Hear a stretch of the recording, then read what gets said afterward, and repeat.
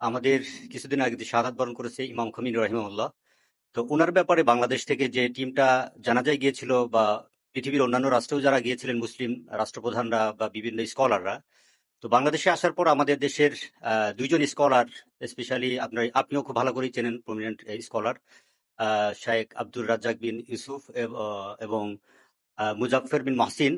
বিশেষ করে মুজাফফর বিন মহসিন বলেছেন যে যারা এই জানাজায় গিয়েছে তাদেরকে আবারও কালেমা পড়ে মুসলিম হতে হবে। যে আসলে শিয়ারা কি অমুসলিম, বা এই যে যে কথাগুলো বললেন এটা যুক্তিকতা, এবং সাধারণ মানুষ কিন্তু মনে করছে যে অনেক সময় যে এই ধরনের স্কলাররা এটা কথা বলা মানে নিঃসন্দেহে তাহলে এর ভিতরে কোনো একটা বিষয় আছে। এটা একটু ক্লিয়ার করবেন প্লিজ। Thank you.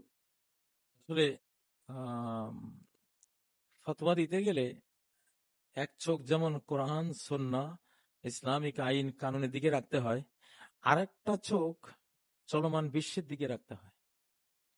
দুইটার সমন্বয় যাদের নাই তারা আনব্যালেন্সড কথাগুলি বলে একটা মারাত্মক বিভ্রান্তি সৃষ্টি করে ফেলেন। দেখেন, এটা এটা হলো মুসলিম অমুসলিম কনফ্লিক্ট, মুসলিম অমুসলিম যুদ্ধের ক্ষেত্র, রণক্ষেত্র। এখানে ফরজ আপনার উপরে, যেই কোনো লোক মুসলিম তো সে মুসলিম, বাস।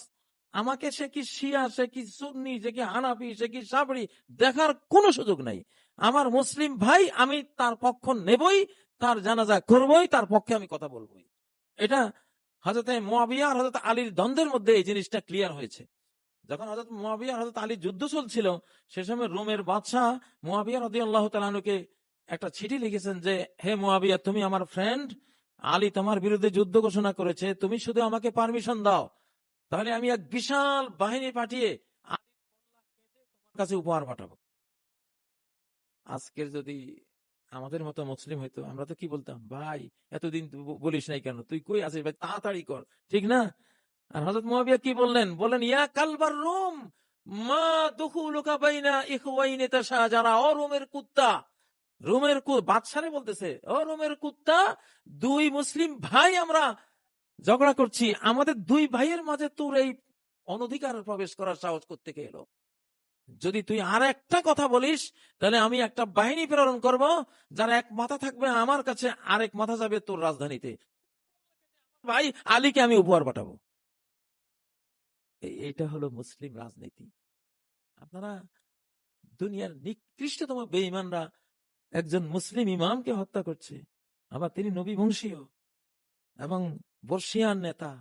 তার খুতবাগুলি আমি শুনেছি। আপনারা কি ফার্সি বুঝেন? বুঝেন না। উনি ফার্সিতে, আমরা তো ফার্সি পড়া মানুষ, ফার্সিতে যে কথাগুলি বলেছে অত্যন্ত উচ্চাঙ্গীন ইসলামিক রাষ্ট্রবিজ্ঞান, শরিয়া বিজ্ঞানী উনি কথা বলেন। এবং উনি এরকম শিয়াদের যে কিছু ভুলবন্দি কঠিন আছে, ওগুলির কথা কোনোদিন এই ইমাম খমিনীর মুখে আমরা শুনি নাই।